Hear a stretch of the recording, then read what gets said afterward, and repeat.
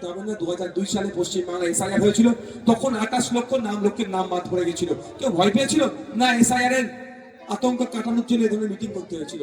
আজকে political SIR করার চেষ্টা করছে বিজেপি তৃণমূল মিলে, বাংলার মানুষকে বোকা বানানো। রাজ্যের যেখানেই এসআইআর ফর্ম নিয়ে বিভ্রান্তি তৈরি হয়েছে, ঠিক সেখানেই মানুষ পাশে পাচ্ছেন আইএসএফ বিধায়ক নওশাদ সিদ্দিকীকে।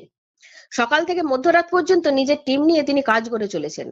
মানুষের বাড়ি বাড়ি গিয়ে কিংবা ক্যাম্প বসিয়ে সঠিকভাবে ফর্ম পূরণে সহায়তা করছেন।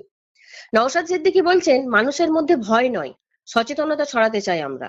সবাই যেন নির্ভয়ে নিজের নাম অন্তর্ভুক্ত করতে পারেন, সেই দায়িত্ব আমাদের। আমাদের সাথে দুটো ফর্ম আসছে, কি জানেন? Form 6, form 7। ফর্ম 6টা কি? নতুন ভোটারের নাম ঢোকানো। ফর্ম 7টা মৃত ভোটারের নাম কাটা। যদি এরা নাম কাটার জন্য হই করতো, তাহলে ফর্ম 6 নিয়ে ঢুকতো। হ্যাঁ, তো আপনার যারা কাগজ আসেনি, আমি বলবো বিতর্কে না গিয়ে ফর্ম 6টা চাইবেন, আপনার মায়ের ডিটেলস ফিল আপ করে জমা করে দেবেন। বুঝতে পারছেন? ওই বিএলওর কাছে, বুথ লেভেল অফিসারের কাছে আরো দুটো ফর্ম থাকবে, আপনি চাইলে দেবেন, না চাইলে দেবেন না। কি কি? Form 6, form 7।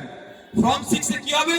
নতুন ভোটারের নাম তোলা, আর ফর্ম 7 মৃত ভোটারের নাম কাটার জন্য ডিটেলস দিয়ে ভরে দেবেন, ওই নামটা কেটে দেবেন। আপনাদের বলি, আতঙ্কিত হবেন না। 2002 সালে পশ্চিমবাংলা এসআইআর হয়েছিল, তখন 28 লক্ষ লোকের নাম বাদ পড়ে গেছিল। কেউ ভয় পেয়েছিল না? এসআইআর এর আতঙ্ক কাটানোর জন্য এই ধরনের মিটিং করতে হয়েছিল। আজকে পলিটিক্যাল এসআইআর করার চেষ্টা করছে বিজেপি তৃণমূল মিলে, বাংলার মানুষকে বোকা বানানোর চেষ্টা করছে।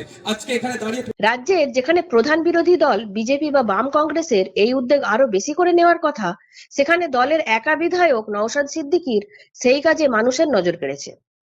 তার এই উদ্যোগ ইতিমধ্যে সামাজিক মাধ্যমে ভাইরাল হয়েছে। রাজনৈতিক পর্যবেক্ষকদের মতে, মানুষের পাশে থেকে কাজের মধ্যে দিয়েই নওশাদ সিদ্দিকী নিজের দল আইএসএফ এর জনভিত্তিকে আরো শক্ত করছেন। নওশাদ সিদ্দিকীর এই উদ্যোগে খুশি সাধারণ মানুষ। অনেকের মতে, এমন বিধায়ক যদি রাজ্যের সব মানুষ পেতেন, তাহলে আতঙ্ক বা বিভ্রান্ত বলে কিছু থাকতো না। দিনভর অন্যান্য কাজের চাপ সামলেও মধ্যরাত পর্যন্ত মানুষের পাশে বিধায়ক নওশাদ। তার এসআইআর ফর্ম পূরণের এই উদ্যোগ এখন রাজ্যের আলোচনার কেন্দ্রবিন্দুতে।